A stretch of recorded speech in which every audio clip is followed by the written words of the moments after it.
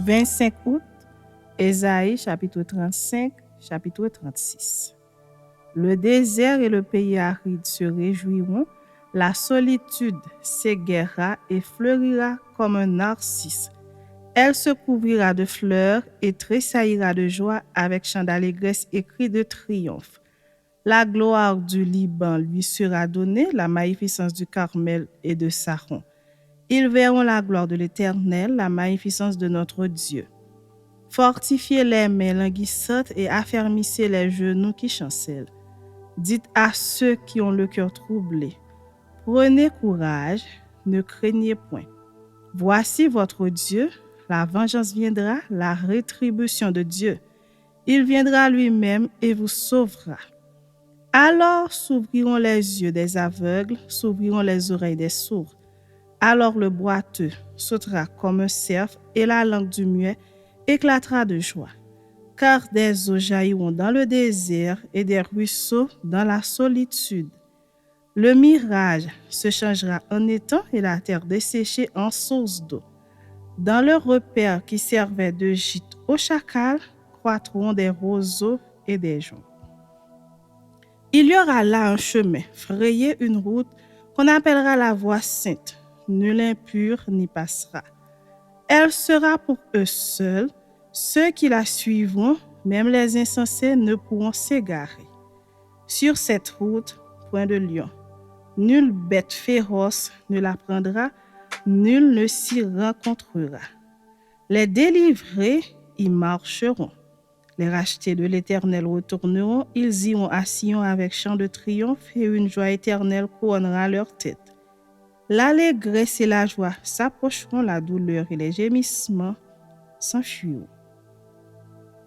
Chapitre 36. La 14e année du roi Ézéchias, Sanchérib roi d'Assyrie monta contre toutes les villes fortes de Juda et s'en empara. Et le roi d'Assyrie envoya de Lachis à Jérusalem vers le roi Ézéchias, Rabshakeh avec une puissante armée. Rabshakeh s'arrêta à l'aqueduc de l'étang supérieur sur le chemin du champ du Foulon. Alors Eliakim, fils de Hilkija, chef de la maison du roi, se rendit auprès de lui avec Shebna, le secrétaire, et Joach, fils d'Azaph, l'archiviste. Rabshakeh leur dit, « Dites à Ézéchias, ainsi parle le grand roi, le roi d'Assyrie. Quelle est cette confiance sur laquelle tu t'appuies? Je te le dis, ce ne sont que des paroles en l'air. Il faut pour la guerre de la prudence et de la force. En qui donc as-tu placé ta confiance pour t'être révolté contre moi? Voici, tu l'as placé dans l'Égypte. Tu as pris pour soutien ce roseau cassé qui pénètre et perce la main de quiconque s'appuie dessus. Tel est Pharaon, roi d'Égypte, pour tous ceux qui se confient en lui. Peut-être, me diras-tu, c'est en l'Éternel, notre Dieu, que nous nous confions. Mais n'est-ce pas lui dont Ézéchias a fait disparaître les hauts lieux et les autels en disant à Juda et à Jérusalem, vous vous prosternerez devant cet autel?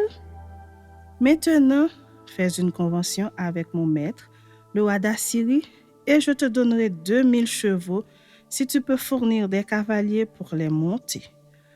Comment repousserais-tu un seul chef d'entre les moindres serviteurs de mon maître? Tu mets ta confiance dans l'Égypte pour les chars et pour les cavaliers. D'ailleurs, est-ce sans la volonté de l'Éternel que je suis monté contre ce pays pour le détruire? L'Éternel m'a dit, monte contre ce pays et détruis-le. Eliakim, Shebna et Joach dirent à Rabshakeh, parle à tes serviteurs en araméen, car nous le comprenons. Et ne nous parle pas en langue judaïque aux oreilles du peuple qui est sur la muraille. Rabshakeh répondit, est-ce à ton maître et à toi que mon maître m'a envoyé dire ces paroles? N'est-ce pas à ces hommes assis sur la muraille pour manger leurs excréments et pour boire leur urine avec vous? Puis, Rabshakeh s'avança et cria de toute sa force en langue judaïque, écoutez les paroles du grand roi, du roi d'Assyrie. Ainsi parle le roi. qu'Ézéchias ne vous abuse point, car il ne pourra vous délivrer. Qu'Ézéchias ne vous amène point à vous confier en l'Éternel en disant, l'Éternel nous délivrera, cette ville ne sera pas livrée entre les mains du roi d'Assyrie. N'écoutez point Ézéchias, car ainsi parle le roi d'Assyrie. Faites la paix avec moi, rendez-vous à moi, et chacun de vous mangera de sa vigne et de son figuier, et chacun boira de l'eau de sa citerne, jusqu'à ce que je vienne et que je vous emmène dans un pays comme le vôtre, dans un pays de blé et de vin, un pays de pain et de vigne.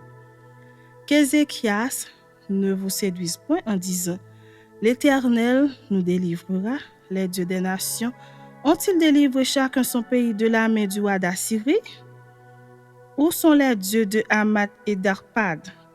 Où sont les dieux de Sepharvaïm? Ont-ils délivré Samarie de ma main?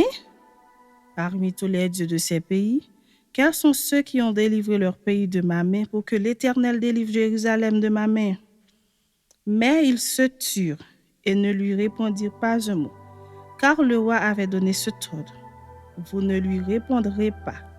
Et Eliakim, fils de Hilkija, chef de la maison du roi, Shebna, le secrétaire, et Joach, fils d'Asaph, l'archiviste, vinrent auprès d'Ézéchias, les vêtements déchirés, et lui rapportèrent les paroles du Rabshakeh.